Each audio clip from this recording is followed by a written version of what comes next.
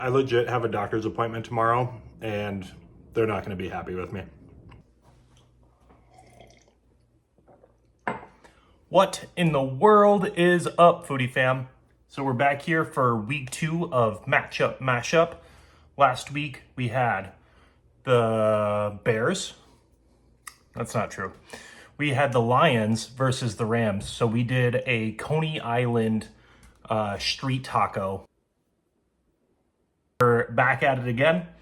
This week, week 2, we got the Bears versus the Texans.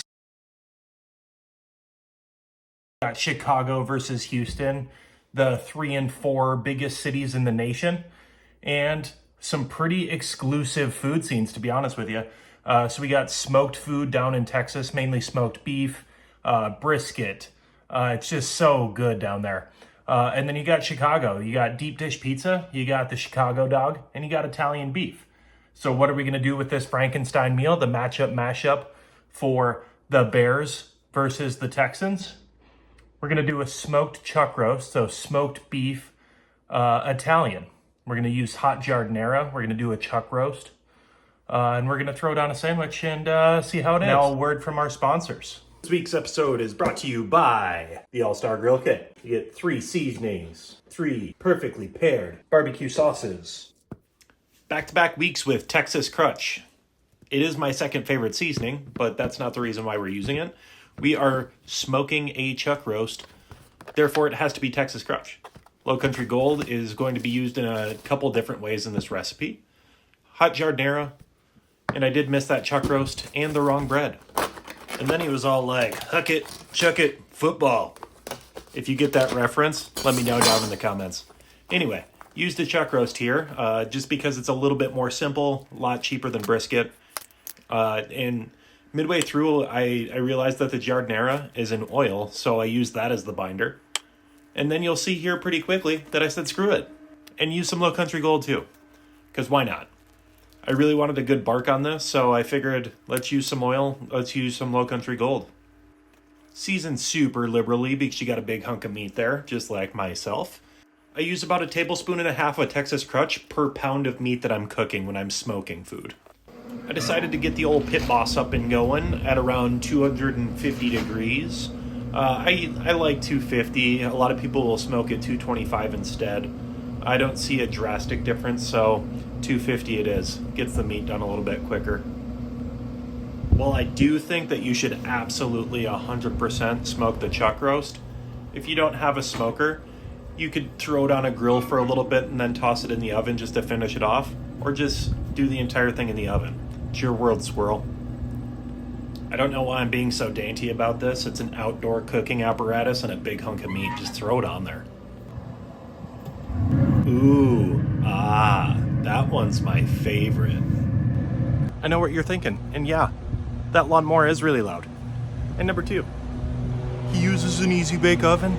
Yeah, I'm a little lazy. It's cooking quite a bit faster than I thought it was going to. So we're at an internal of 165 right now, 162, 165, depending on where I probe. So we're actually going to turn it down to 225 instead of 250 and let it ride. I really like the bark, so let's keep it going.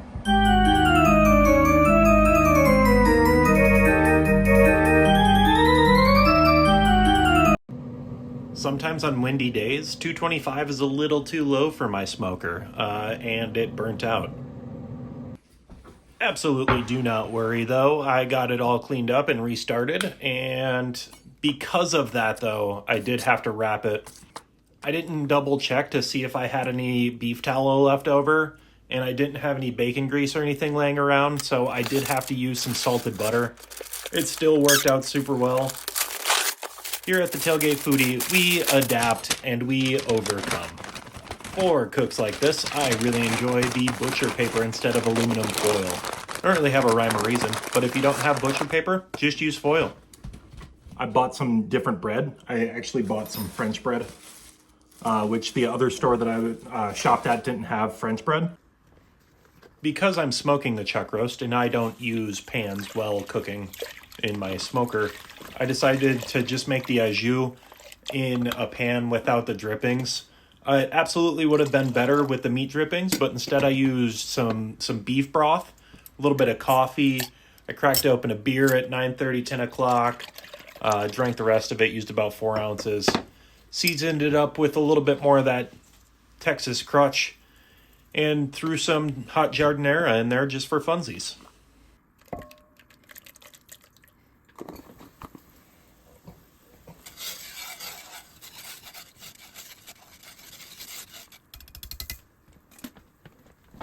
When that juice was coming together, I knew that the chuck roast was going to be about done, so I checked the temp.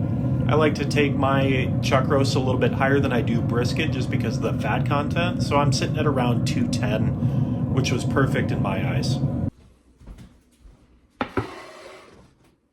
Usually I want to let these rest for, upwards of 4 hours, but I didn't have time, and honestly I was kind of hungry. So instead I unwrapped it after about a half hour. And you'll see here I cut down the seam. There's a fat seam right in the middle there. And I wasn't going to slice them together anyway, so I just started slicing. As you can see, after a half hour, it still burnt the out of my fingers. And I'm just a little boy. So I used my little technique and got some paper towel because I don't have any gloves. And I finished slicing this bad boy up.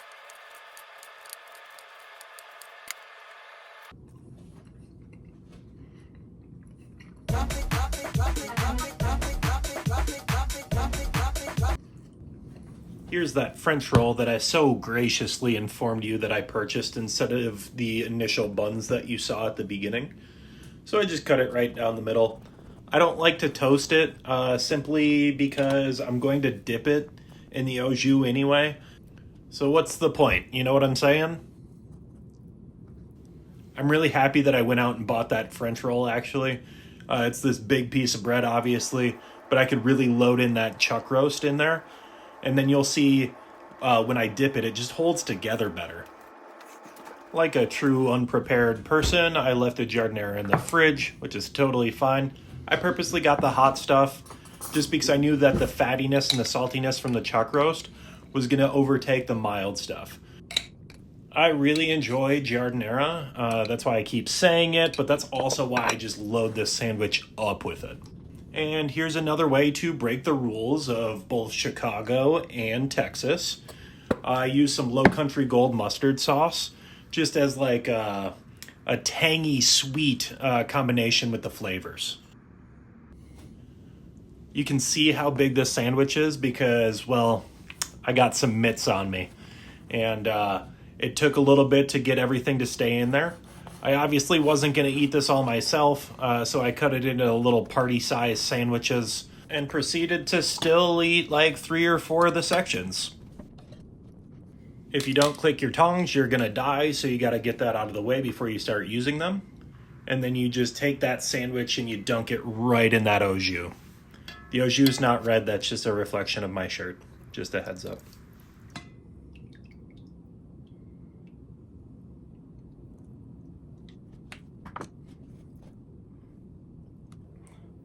Double dip down here in the au jus. I mean, this thing's just absolutely incredible. The smoked chuck roast is really what takes it over the top.